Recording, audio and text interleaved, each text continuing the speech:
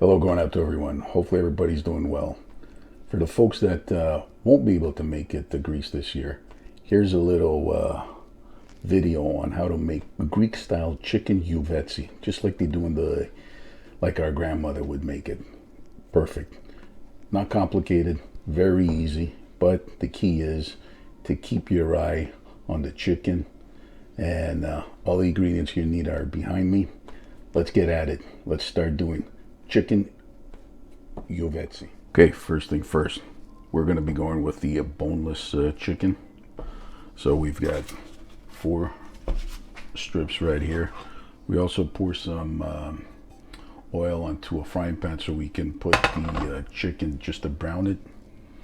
The other thing is the ingredients: a lemon, some salt, need some black pepper,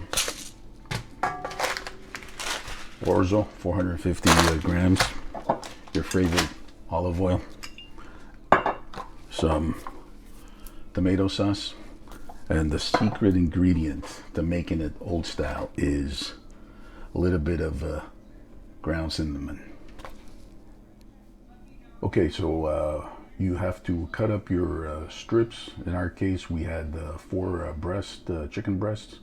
I like to try to cut them up in equal amounts or equal squares, so that way no fights occur at the table. You know, when it comes to food, Greeks are very sensitive to their portions.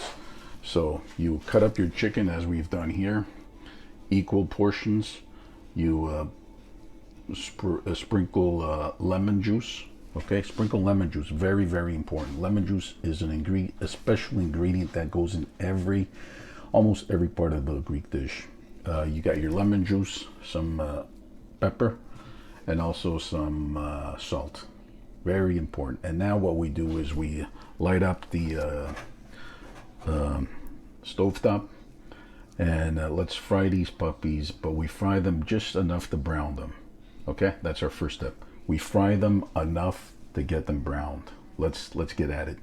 Our oil is hot enough, so let's start placing the chicken in the frying pan.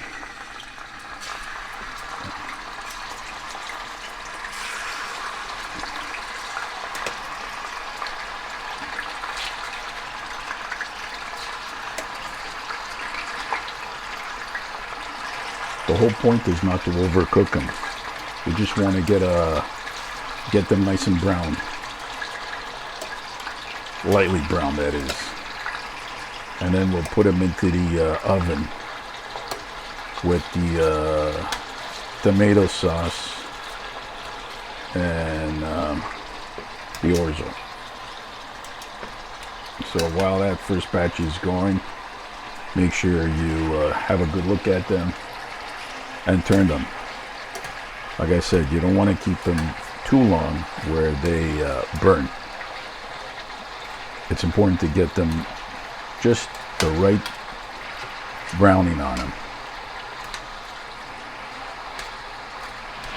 Okay, so our first batch of chicken is brown, and I wanted to show you what I mean by browning. It's not a dark brown. You know, people have different understanding of the color brown, but here's the brown. It's just a light browning, not cooked right through. Again, have a good look. So while we wait now for the second batch, which is almost done, then we're going to start our third stage. So I'm doing this video to show everybody what you can learn while you're in quarantine, isolation, COVID-19, and get something out of it. And you know what? You may not be able to go to Greece, but you can bring Greece to your kitchen and impress the special person in your life. All right, that's to everybody. While the chicken's on the frying pan, we're almost done. Let's start boiling some 4 cups of water for the pot for the oven. I like to do it in the microwave to save some time.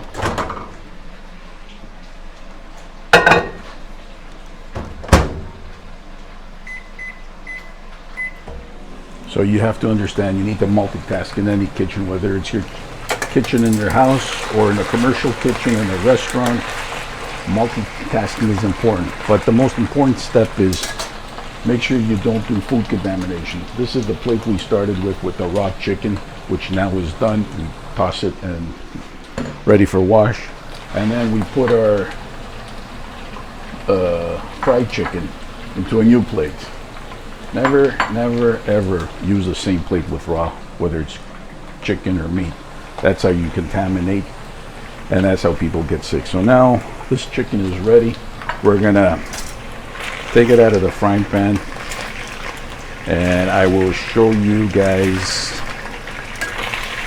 what. Oh yeah, and remember, cooking Youvesti, frying your chicken tends to get a little bit messy on the stovetop with the frying pan. So make sure you clean the stovetop once you're finished and it's cooled down. You always have to think safety first. So keep that in mind. And here you go. We got all the chicken browned to the exact color that we wanted. And let me just share that with you. Look at that. Can you smell it? Awesome. That's the color you need the chicken to be when I'm talking about brown. And now we get ready for the next step. Okay, so while the water in the microwave is boiling, we need to pour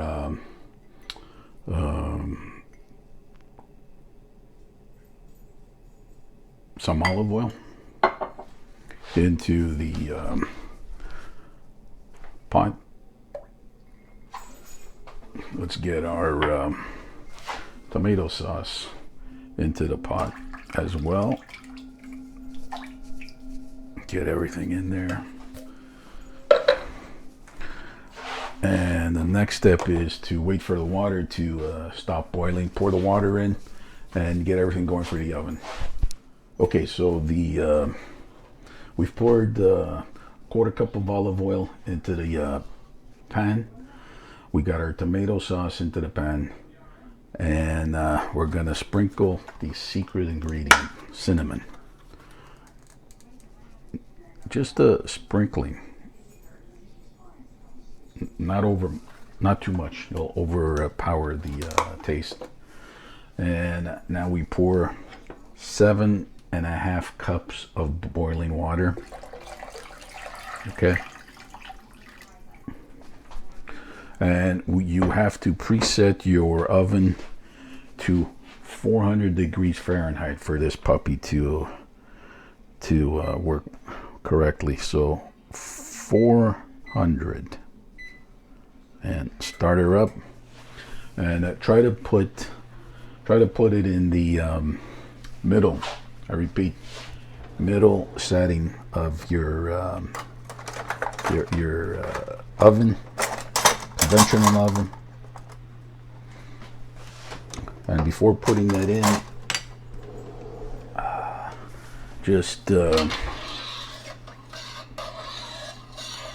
stir the water, the olive oil with the tomato sauce and the secret ingredient, cinnamon, all throughout the pan evenly. Make sure the pan is evenly, and I think we are ready to go. So now you don't put anything else in, and we wait for the chicken. Chicken is ready. We are going to put it into our, carefully into our, there we go, boys and girls, it's in there. Gets a little messy. You can also put the chicken first and put the olive oil and tomato sauce later, and maybe that would be the way to go. But remember, cooking, you have to feel comfortable. You need to talk to the ingredients, talk to the food, so they'll give the love back to you, regardless of how what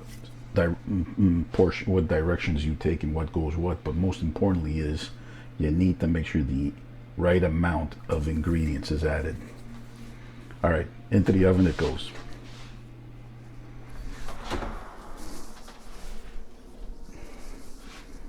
(400 Fahrenheit). Uncovered.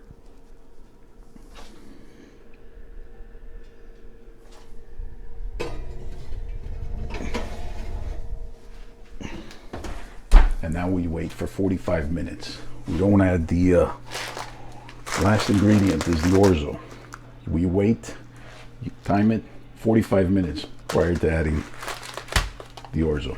See you shortly. All right, folks, looks ready. 45 minutes are up. Time to take it out and pour on the orzo. So let's see how it's done. Let me show it to you guys. You gotta be extra careful. And so you got your orzo right here. You need your oven mittens. Be careful when you take it out because it's hot, right? 400 degrees Fahrenheit. Grab it by both sides and bring it up to the stove top. Place it down carefully. And let's just close the oven for the time being. And keep 1 minute up. And pour in the orzo in circular motions so you get it all in there. Beautiful.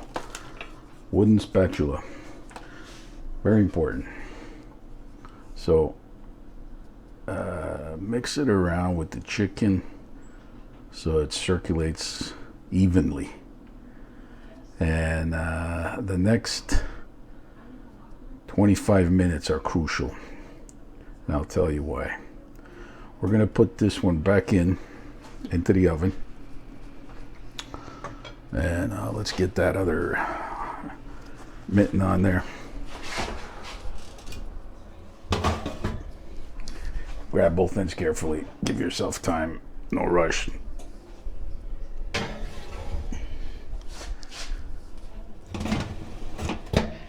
And there she goes. So, there it is in there. And we are going to close her up and let it ride for 25 minutes. But the next step is you time it. It's 5:25. In 10 minutes, we need to open up the oven. Don't take it out completely out of the oven, but you need to stir it with your spatula. Reason being, when you're cooking orzo, it tends to stick to the bottom of your pot. So you need to carefully make sure, and it's 10 minutes, your first 10 minutes, then it's every 5 minutes after that. So 15, total 25 minutes, and you're ready to manja. Okay, our first 10 minutes are up. And what I've done is, as you can see, I've opened the oven. I've pulled it out to a safe spot. Okay, you don't want to pull it out too far out. And let's try this with one hand. And we're going to take our wooden kutala, is the Greek word, our wooden spatula, and we're going to stir. Okay, careful not to spill anything. Stir everything around for a couple of minutes. Want to make sure nothing. Want to get every spot of the pot, so that way the orzo doesn't stick on the bottom. Very, very important. All right, if an ordinary Joe like myself can do it, anybody can do it. Remember, stir it carefully. Patience. All right, I think we've got all that first. Oh yeah, smart ovens. Gotta love them. All right, put your oven mitten on. Push it carefully back in its spot. Oh, a little hard on that one.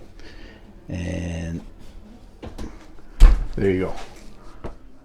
Okay, here we go. Second part of 5 minutes of her up. So let's open up the oven and pull this guy out a bit. Sure you have your oven mitt. Pull it out carefully. Beautiful. Get your kutala. wooden spatula and start stirring once again.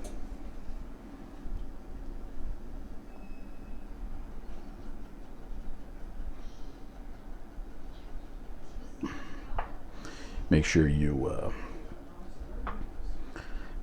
stir every section of the bottom of the pot. You don't want the orzo to get stuck.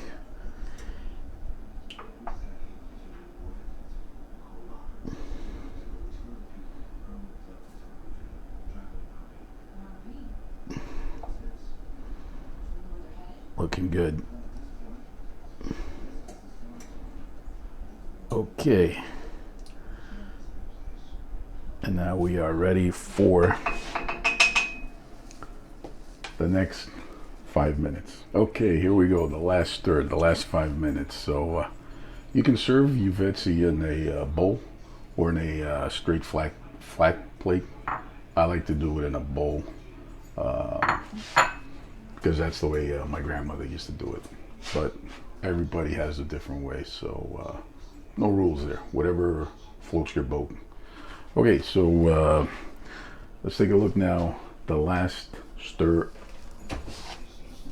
Oh yeah, here we go. Don't forget your oven mitts. So let me bring this puppy out and you will see what I'm talking about. So you can see that the orzo has started surfacing, which is a good sign.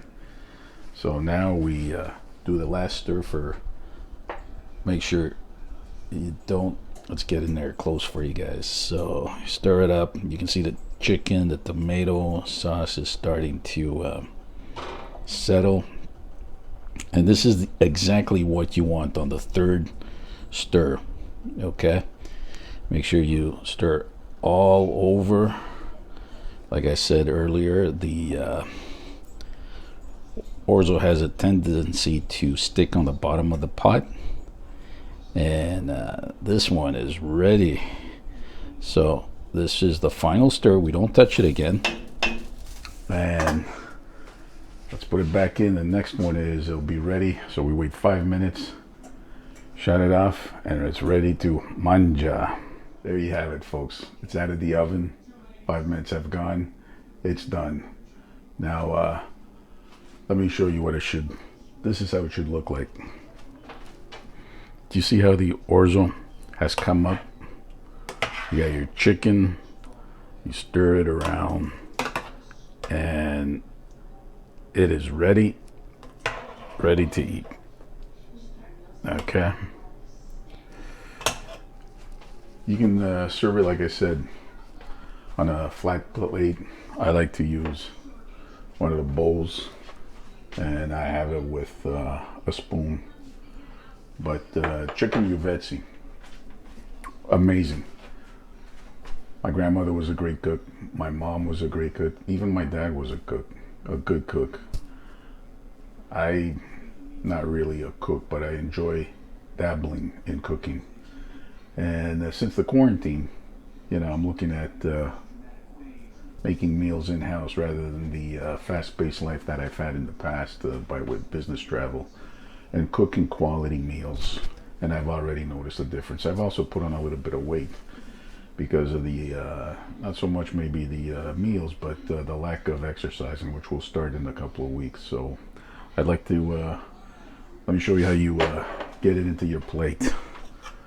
And remember, like I said, this is what it should look like. If you see maybe you've put in a little bit too much water, let it go another 5 minutes. It's okay. It's okay. Wow, it smells amazing. So get it in there. Get your chicken pieces. Make sure you don't argue if you're going to be eating with somebody else. You want to have the same portions. I tried my best to give everybody equal portions, and it is ready to eat. You can serve it with your favorite wine, beer, or a glass of water, whatever you enjoy. But remember, Don't be afraid to try it. Remember, this year in 2020, because of the travel restrictions, I'm not sure if we'll be able to make it to go to Greece. But regardless, you can bring Greece home in your kitchen with meals like this. Once again, thank you for watching my video. Hit the little bell button to subscribe, and you'll have some more updates on videos that I release. I appreciate it. Thank you.